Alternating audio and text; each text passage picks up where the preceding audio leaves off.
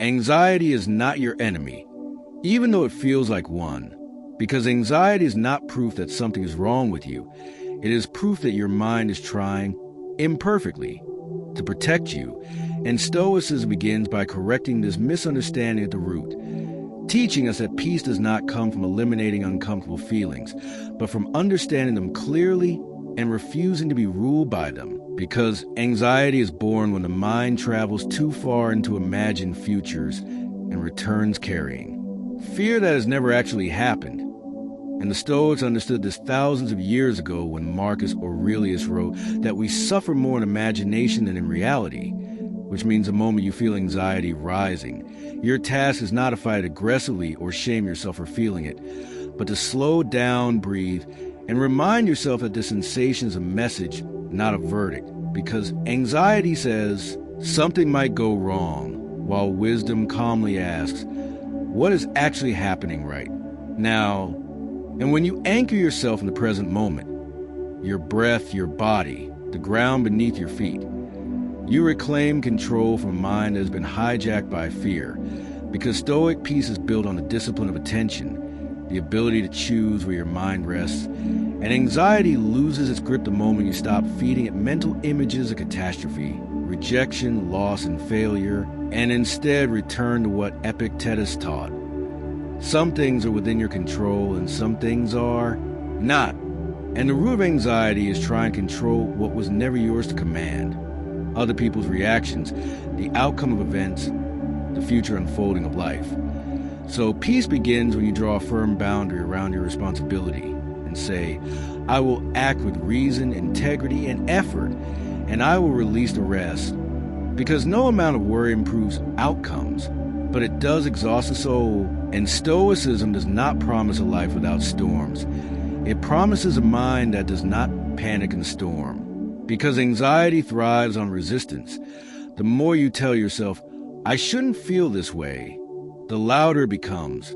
But when you allow the sensation to exist without judgment, feeling the tightness in the chest, the racing thoughts, the restless energy, and observe like a passing cloud, you weaken its power, because emotions that are watched calmly cannot dominate you.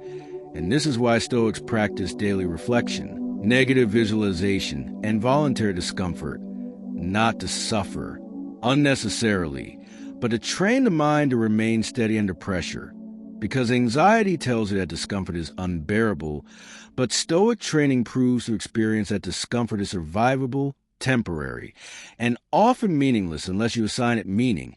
And when you stop interpreting anxiety as danger and start seeing it as a signal to return to reason, you step out of the cycle of fear, because fear feeds on stories and peace lives in facts. And the fact is that in this exact moment, you are breathing, you are alive, and you have the capacity to choose your response. And Marcus Aurelius reminded himself daily that people will be difficult, events unpredictable, and life uncertain, yet none of this was reason to abandon virtue or inner calm, because peace does not come from life becoming easy. It comes from you becoming grounded, and anxiety dissolves when you stop demanding certainty from a world that has never promised it, because uncertainty is not a flaw in reality. It is reality.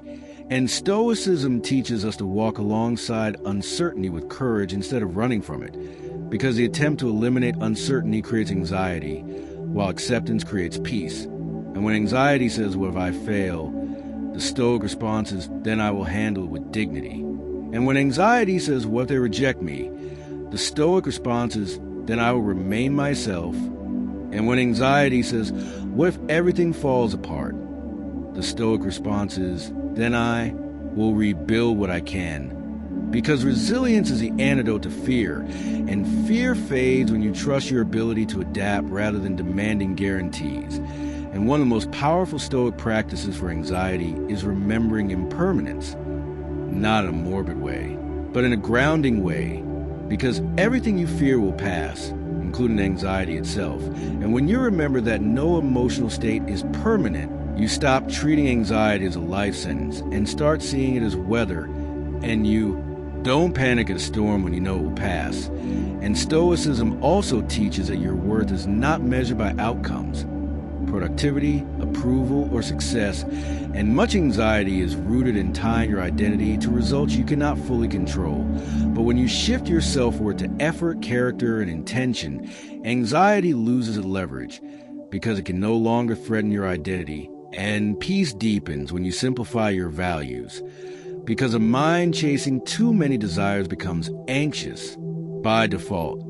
And the Stoics lived simply not because simplicity was deprivation, but because clarity creates calm.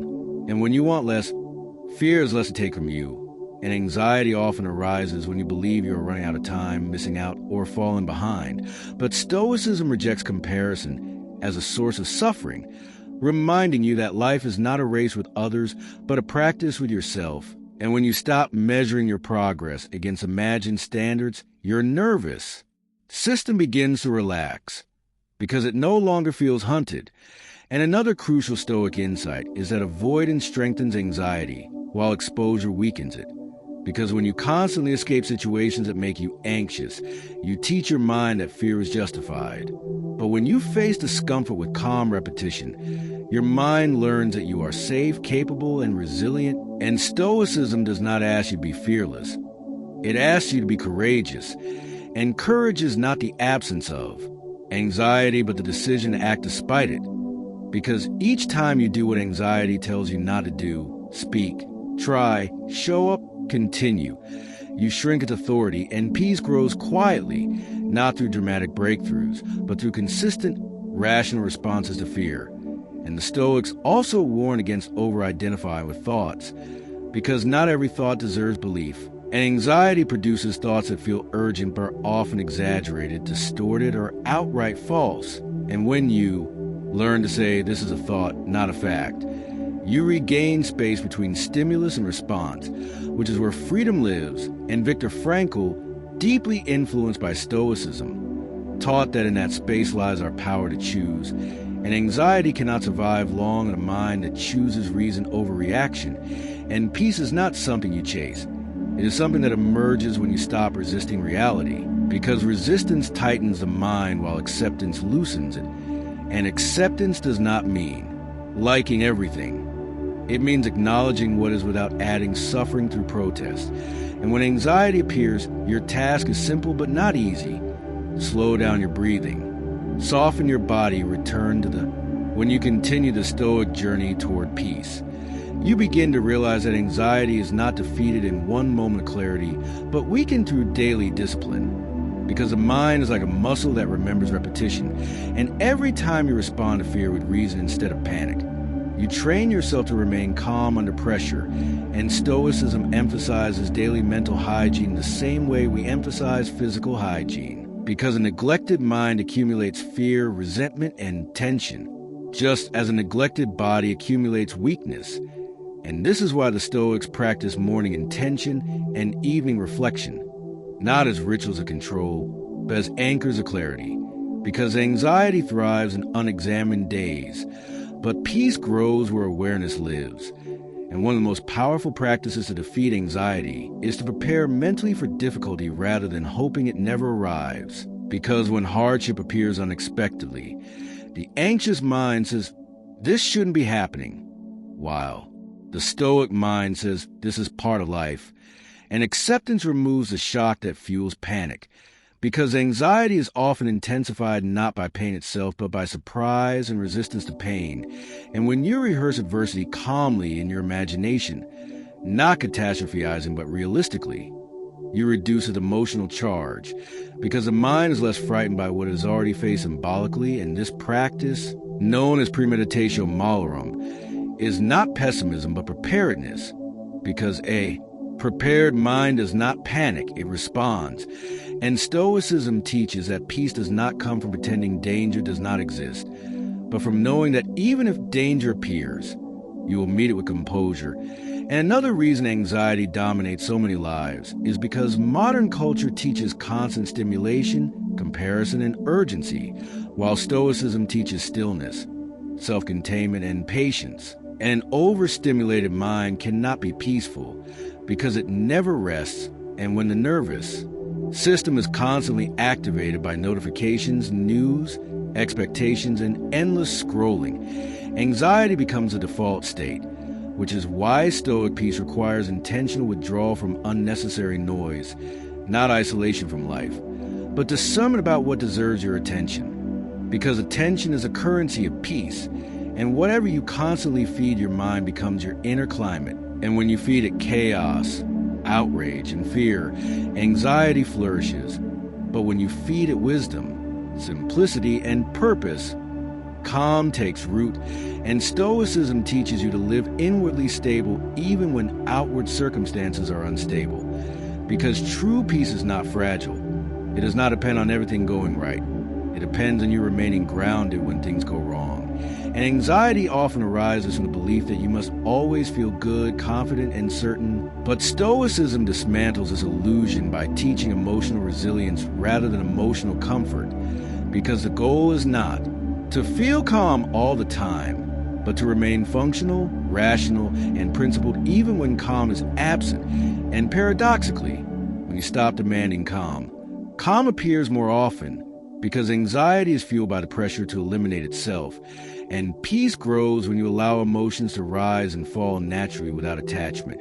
And another Stoic remedy for anxiety is purposeful action, because anxiety thrives in passivity and indecision, but weakens when you take small, deliberate steps forward. Because action grounds the mind in reality, while worry traps in abstraction, and even imperfect action is superior to endless rumination. Because Stoicism values progress over perfection, anxiety often says, wait until you feel ready. But the Stoic response is, act according to reason, not emotion. Because emotions follow actions more often than actions follow emotions. And when you act courageously while anxious, your mind learns that anxiety is not a barrier but a sensation that can coexist with competence. And this realization alone dissolves much of its power. And Stoicism also teaches radical responsibility, not blame, but ownership. Because blaming circumstances, people, or fate for your inner state keeps you powerless, while taking responsibility for your perceptions restores agency. And agency is the antidote to helplessness, which is at the core of anxiety. And when you realize that while you cannot control events, you can always control your response, you stop feeling trapped. Because freedom lives in response, not in circumstance. And Stoic peace also deepens when you live according to values rather than moods. Because moods are unstable by nature, but values are steady.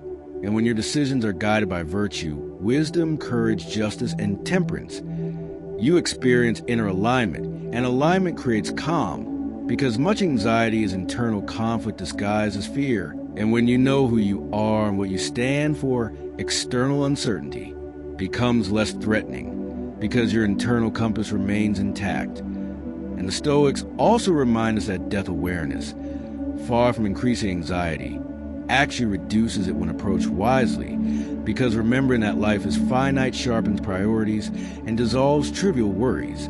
Because when you remember that time is limited, you stop wasting mental energy on fears that will not matter, and you focus on living well now, because peace is not postponed to a future without problems.